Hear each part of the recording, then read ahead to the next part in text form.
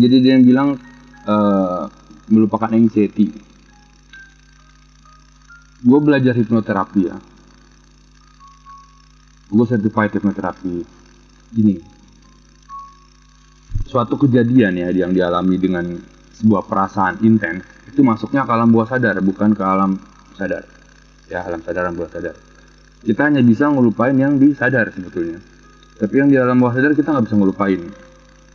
Gitu ya. Jadi sama seperti kejadian-kejadian buruk di masa lalu kamu. Misalnya bully dari kecil, orang tua, kehilangan seseorang gitu ya. Itu sebuah pengalaman buruk di masa lalu kamu. Itu ada emosinya dan itu masuk ke alam bawah sadar. Sesuatu yang masuk ke alam bawah sadar itu tidak bisa dilupakan. Dan bahkan di hipnoterapi pun nggak boleh dihilangkan gitu ya. Jadi kita tidak bisa melupakan sebuah kejadian, tapi kita bisa merubah rasanya gitu. Jadi kalau misalnya bilang anxiety, dilupain aja bang, nggak akan bisa kita ngelupain alam bawah sadar gitu ya. Dia akan ada gitu. Dan anxiety itu kita butuh anxiety. Jadi di buku aku bilang saya nggak pengen menghilangkan anxiety, justru anxiety harus ada, cuman disordernya yang dihilangin. Jadi kelebihannya yang dihilangkan, tapi anxiety tetap ada gitu. Karena manusia kerja, manusia nyari jodoh, nyari uang, mencari kesehatan, itu kan karena didorong oleh rasa kecemasan. Ya, mereka cemas nggak punya duit, mereka nyari duit.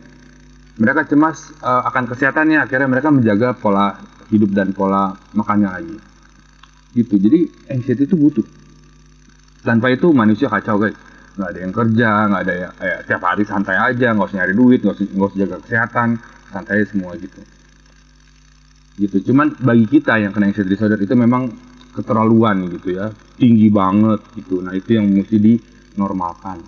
Jadi bukan dihilangkan, bukan dilupakan, tapi diakui. Dan pertama diakui dulu ya, kedua baru dikontrol, dikenali, akui, kontrol gitu istilahnya ya.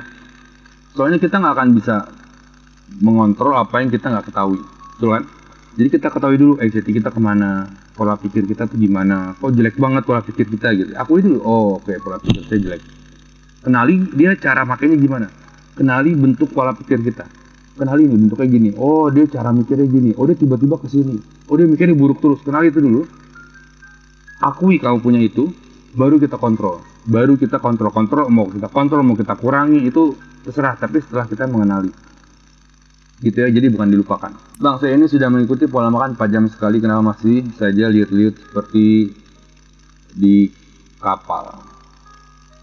Oke, pola makan 4 jam sekali itu aku buat untuk dispepsia. Jadi gini, teman-teman harus tahu nih, bagi teman-teman ya, itu ada 3 hal. 1, kena dispepsia doang. Yang kedua, orang yang terkena anxiety doang tanpa dispepsia. Yang ketiga, orang yang terkena anxiety dan dispepsia. Gitu ya. Jadi ada tiga jenis orang. Kalian mesti tahu yang mana dulu. Gitu. Nah, cuman gara-gara teman-teman juga banyak yang nggak tahu, banyak yang nggak ke dokter, banyak yang nggak ke psikiater gitu ya, cocoklogi. Jadi aku buat sebuah metode 4P yang istilahnya dispepsia fungsional dan anxiety sembuh, anxiety doang sembuh, dispepsia doang sembuh, gitu. Bahkan teman-teman di sini juga aku rasa banyak yang nggak tahu kalau begitu dia ada sensasi, dia nggak tahu ini sensasi dari lambung atau sensasi dari anxiety. Bagi yang masih basic gitu ya. Tapi kalau yang udah ngerti, udah sering nonton YouTube aku, mereka pasti ngerti, oh ini dari lambung, oh ini dari anxiety. Gitu. Bagi yang tadi pola makannya udah 4 jam tapi keliengan, balik lagi coba dilihat makannya apa, menu makannya apa. Ya, saya nyuruh kan makan semuanya, makan apa saja boleh. Itu nomor 1. Nomor 2, kalau kumat dicatat makan apa dan jangan dimakan lagi. Atau terserah mau dimakan lagi atau enggak, yang penting kamu mengetahui. Gitu. Jadi jika masih sering keliengan, coba dicatat habis makan apa. Beres. Jika bukan karena makanan, bisa juga karena kekurangan vitamin. Mungkin kamu nggak ngikutin aku suruh minum vitamin. Mungkin juga pola hidup yang buruk, seperti kurang tidur atau kurang olahraga, kurang gerak kepalanya, jadi kurang gerak gitu-gitu ya. Itu ngebikin jadi keliengan. Begitu, jadi banyak yang ngebikin seperti itu. Gitu guys. Itu bagian suka keliengan. Mungkin apa ya, saya udah ngasih tauin tuh kan di YouTube atau yang bagi ikut webinar udah jelas banget tuh ada PR-nya. Makan apa saja boleh, kalau kumat dicatat. Terus 4 jam sekali apa yang dimakan, vitamin yang diminum. Terus ada pola hidup tuh mandi, olahraga, tidur berapa jam gitu-gitu. Itu apa? Kenapa kayak gitu? Agar kalian menyadari, ini kira-kira gue kumat gara-gara pola hidup atau pola makan. Gitu guys, ya. Jadi kalau nggak diikutin semuanya memang agak sulit. Lagi di fase pengen kerja, berusaha keluar dari NC tapi takut banget om. Gini, yang kamu takutkan adalah sebuah ilusi ya. Kamu ngebikin ilusi di otak kamu bahwa sesuatu hal yang berbahaya. Bahwa dunia yang diciptakan, semesta yang diciptakan sama Tuhan adalah hal yang berbahaya buat kamu. Itu orang yang kayak gitu. Padahal enggak. Kalau kamu melek, kamu dengarkan, kamu cium rasanya, enggak ada bahaya di sekeliling kamu. Itu kamu dari sini ke kantor, nggak ada mara bahaya di kantor. Di jalan nggak ada mara bahaya. Itu adalah semesta yang diciptakan sama Tuhan, sama Allah. Cuman orang anxiety hidup di dalam kepalanya. Ya, dia menciptakan alam semesta sendiri di dalam kepalanya. Ketika kamu menciptakan alam sendiri di kepala kamu, itu pasti nggak perfect. Nggak akan perfect. Kalau Allah yang buat perfect, kamu yang buat nggak perfect. Udah gitu. Jadi kalau Allah yang buat sebetulnya nggak ada apa-apa. Banyak yang saya takut. Coba lihat mulai. Saya takut nih. Misalnya saya di kamar ini, saya takut. Takut kenapa? Saya lihat nggak ada singa, nggak ada macan, nggak ada ular. Kenapa saya masih takut? Lalu balik lagi, kalau saya hidup di dalam kepala, akan banyak sekali horor-horor yang terjadi walaupun saya tinggal di kamar ini yang sendirian. Itu ya, jadi mesti disadarin gitu. Jadi jangan, itu hanya ilusi, dan kebanyakan dari kita antisipasinya tinggi ya. Jadi kita mengantisipasi sebuah ilusi dengan ilusi lain. Sadar, tahu yang mana ilusi, yang mana kok kalau buat ilusi untuk menyerang ilusi ini, ya gitu ya terus. Itu di advance ya. Jadi gini, aku ada webinar. Itu ada 2, setiap bulan tuh selalu ada 2 webinar. Satu basic, satu advance. Biasanya di awal bulan basic, advance sesudah basic biasanya gitu. Nah basic itu untuk memperkuat fondasinya untuk sembuh dulu. Nah di advance malah aku nyuruh kamu keluar rumah. Jadi lawan ketakutan kamu gitu. Lawan ketakutan kamu. Kenapa harus nggak langsung advance? Karena kita untuk melawan ketakutan kita membutuhkan energi. Energi dari mana? Dari perut. Bagi yang kena anxiety dan dyspepsia itu sulit sekali. Bagi yang anxiety doang, fine. Mereka bisa langsung ke advance, udah perutnya aman, energi dapat banyak, pola makan udah normal, go. Tapi kalau yang makannya sulit, makannya sedikit, makannya hanya rebusan, disuruh ngelawan anxiety, yang sebesar itu energinya nggak ada, akhirnya nggak kuat dia pulang ke rumah nggak sembuh. Gitu ya. Itu guys, itu perlu diperhatikan. Mas Erik orang yang situ kan takut ya sama overthinking. Takut sama overthinking. Imajinasinya kalau udah overthinking jadi jelek, kan langsung ditakutkan dan cemaskan karena takut terjadi. Bagaimana cara untuk tidak merespon overthinking yang negatif? Emang siapa yang suruh ngerespon?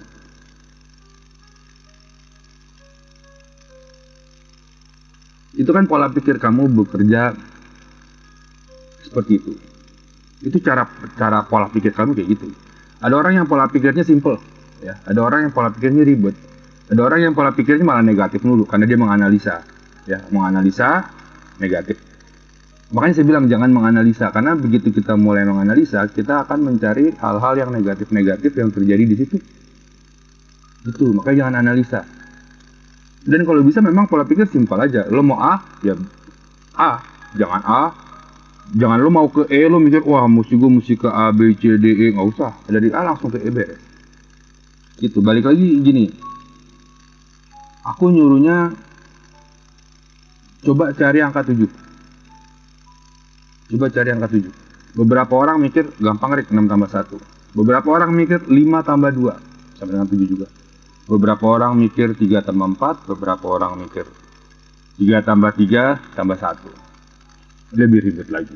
Beberapa orang mikir ada 1 tambah 1 tambah 2 tambah 1 tambah 1. Lebih ribet lagi. At least dapatnya angka 7. Betul kan? Nah sekarang tinggal kita ngebenerin aja. Kita sadar nih, kita mikirnya gimana gitu. Kalau kita mikir 6 tambah 1 ya berarti kita simple. Kalau kita mikirnya 1 tambah 2 tambah 1 tambah 2, ribet. Gitu. Banyak orang yang pola pikirnya ribet dan dia yang memiliki pikiran tersebut dan dia tidak bisa mengontrolnya, dan dia nanya gimana cara kontrolnya. Mungkin tuh orang jarang ngobrol sama pikirannya sendiri ya. Kalau dia sering ngobrol dia pasti tahu cara pikirannya berpikir, pola pikir yang dianut kayak gimana, jadi bisa kontrol.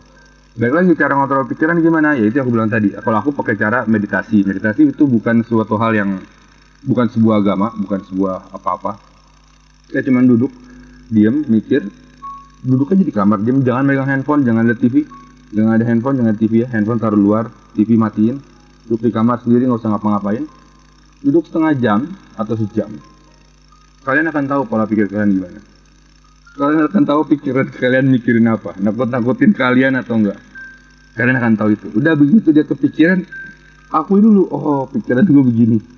Oke, oh hati gue lemah. Nggak apa-apa. Oh hati gue lemah. Ditakutin dikit dia langsung ngumpet. Nggak apa-apa, aku juga dulu gitu. Oh, oke, akuin aja dulu. Oke. Begitu kamu udah tahu, baru tinggal rubah. Oke, lu jangan gitu mikirnya. Lu mikirnya gini aja, kita buat simpel. Hati, oke, hati gue jangan lemah-lemah banget. Ayo kita pelan-pelan aja. Bangkit, pelan-pelan jadi berani. Gitu. Dan seriusnya kamu punya waktu banyak banget loh. Ya, untuk bisa duduk seperti itu sendirian. Tapi di saat kamu nggak ada kerjaan, kamu menghabiskan waktu, kamu pegang handphone. Lihat yang nggak jelas, nonton yang nggak penting. Itu. Ya, handphone adalah bukan salah satu, faktor terbesar kenapa gangguan mental ini banyak terjadi. Gak hanya anxiety, depresi juga, borderline personality juga, bipolar juga, macam-macam ya. Karena handphone smartphone. Karena smartphone itu banyak informasi yang nggak penting juga kadang kita baca. Jadi orang-orang zaman sekarang kepalanya gede karena banyak informasi. Kepalanya gede nih, kalau dipoto ya kepalanya gede banget karena banyak informasi, tapi hatinya kecil. Jadi kalau kena angin ya goyang. Itu mentalnya kena. Itu guys kira-kira. Sedawat terus GERD kah bang? Aduh. GERD itu ya proses naiknya asam lambung dari sini ke atas ke tenggorokan. Ingat, GERD itu adalah proses naiknya asam lambung dari sini ke naik ke atas. Yang bikin naik itu apa aja? Bisa karena asam lambungnya tinggi, bisa karena klep di sininya longgar, ya. Bisa karena asam lambungnya terlalu tinggi, jadi klepnya aman, asam lambungnya terlalu tinggi, jadi begitu dia mencet gini dia naik ke atas. Bisa juga habis makan tidur, itu juga naik ke atas asam lambungnya. Ya juga itu proses GERD. Nah GERD itu, apakah kamu GERD atau enggak, itu yang menilai itu dokter, bukan kamu. Contoh saya batuk, apakah saya batuk? Adik lo kena penyakit batuk ya?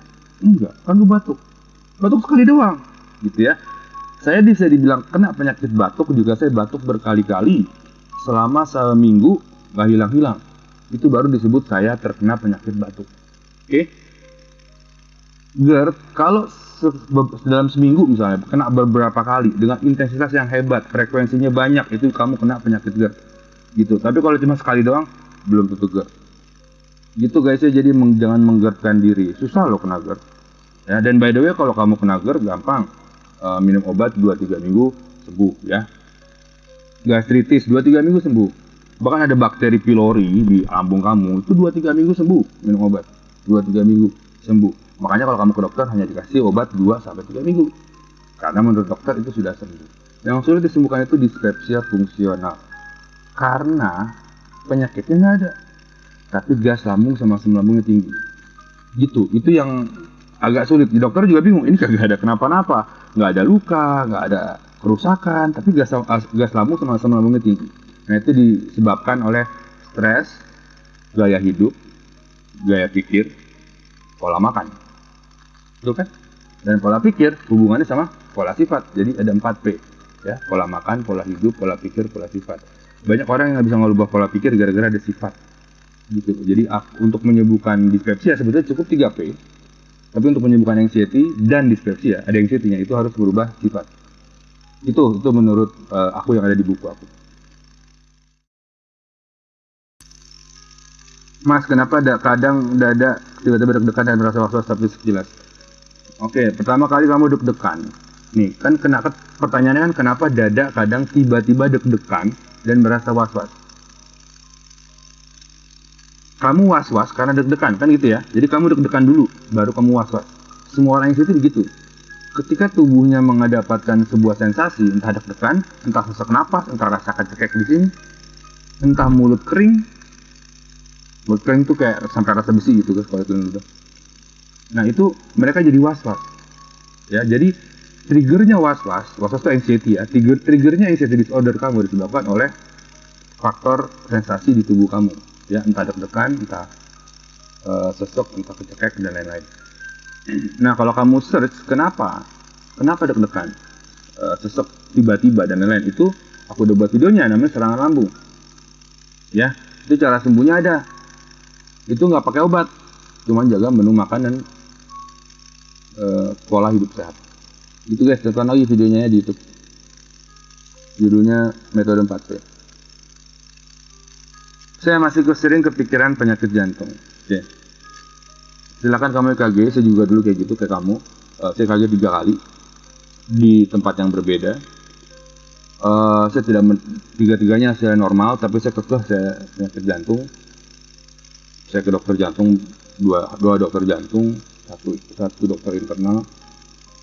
Saya masih pikir saya jantung. Sampai suatu akhirnya saya nyerah bahwa ini kayaknya bukan jantung, ini kayaknya otak gue aja yang error. Gitu ya, saya kontrol otak saya, semuanya beres, semuanya happy. Gitu. Jadi kalau emang kamu belum cek jantung, silakan cek jantung, silakan puas-puasin, silakan habisin duit kamu untuk ngecek jantung. Mau 10 kali EKG nggak ada masalah, yang penting kamu happy, kamu tenang. Begitu duit kamu udah habis, kamu akan tahu kalau itu sebetulnya pikiran kamu, bukan jantung kamu. Pokoknya intinya semua orang pasti kebuka hatinya, pasti semua orang sadar, pasti semua orang sadar, pasti semua orang sembuh dari anxiety, pasti sadar. Pertanyaannya adalah kapan? Nah itu. Dan apa yang membuat sadar? Jangan sampai ketika duit kamu habis baru kamu sadar. Kalau bisa ya begitu denger YouTube, begitu denger aku, kamu langsung oke. Itu. Jadi duit kamu nggak habis, waktu kamu nggak habis banyak. Gitu. Kalau nggak percaya ya udah, silahkan dihabiskan dulu duitnya, silahkan kemana-mana nanti juga akan sadar ujung-ujungnya. Mas Erik, kalau di rumah Mas malahan sering merasakan sakit di dada, tapi kalau di luar rumah santai. Ya itu karena pola pikir kamu kalau di rumah mikirin hal yang lain. Kalau di luar rumah sibuk sama hal yang lain. Oke? Begitu di dalam rumah kamu tidak memikirkan hal lain, ya, maka pikiran kamu menyerang tubuh kamu. Pikiran kamu menyerang hati kamu sendiri. Ketika seorang manusia, jika pikirannya yang sudah menyerang ke bawah, ke hati dan ke badannya, maka nggak ada satu kekuatan pun di dunia yang bisa bantu kamu kecuali kamu sendiri. Ya, udah nggak akan ada yang bisa itu bantu. Gitu. Jadi mau sampai kapan kamu nggak manage yang di dalam? Kebanyakan manusia itu manage yang di luar ya, dia manage uang, dia manage pekerjaan, dia manage pasangannya, itu di luar tubuhnya, eksternal semua dia manage. Dia perhatikan eksternal, tapi dia nggak pernah merhatiin yang internal. Ya, makanya kamu kena penyakit ini, karena kamu nggak merhatiin yang internal. Bahkan ada orang yang bilang, Mas, gue harus merubah suami gue orangnya begini, kebiasaannya jelek begini. Terus gue cuma bilang sama dia, lo ngapain ngerubah suami lo? Lo bisa ngerubah diri lo sendiri gak? Lo bisa ngerubah sifat-sifat jelek lo gak? Pola pikir lo, kebiasaan buruk lo bisa lo rubah? Sulit Mas, ya udah apalagi orang lain. Gitu ya. Ya gitu lah manusia. Cuman gini, anxiety nanti menyadarkan kamu. Aku juga dulu gak sadar. Begitu kena anxiety, begitu di kamar ini, saya cuma 2 tahun gak bisa kemana-mana. Setahun di kamar, 2 tahun udah mulai kemana-mana. Saya banyak belajar gitu tentang, karena nggak ada yang saya perhatiin lagi, nggak ada yang saya bisa perhatiin. Saya nggak nonton TV, saya nggak apa, dulu masih di kamar tuh belum ada smartphone, itu masih BlackBerry zamannya. Itu saya nggak bisa merhatiin apa-apa lagi kecuali ke dalam. Begitu saya merhatiin ke dalam, saya baru tahu, oh ini anxiety, oh ini gini, dan aku mulai nulis buku. Gitu ya, di 2014 bukunya keluar. Gitu guys, mohon maaf, terima kasih.